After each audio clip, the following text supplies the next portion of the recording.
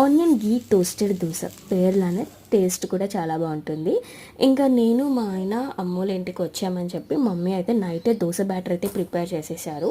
ఈ గ్రైండర్ అయితే రీసెంట్గా తీసుకున్నారంట అమ్మ వాళ్ళు.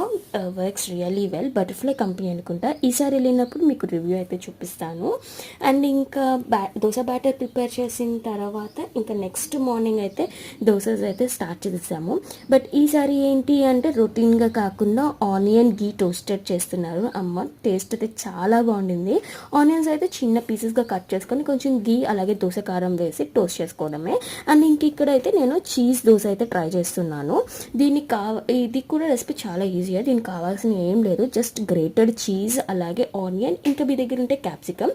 బట్ ఇందులోకి మనం దోశ కారం అయితే యూజ్ చేయము. ఆరిగానో మిక్స్ చూపించాను కదా, సో ఆరిగానో మిక్స్తోనే చేసుకోవాలి, అప్పుడే టేస్ట్ చాలా బాగుంటుంది. మీకు ఈ వీడియో నచ్చింది అంటే please like, share and subscribe to my channel.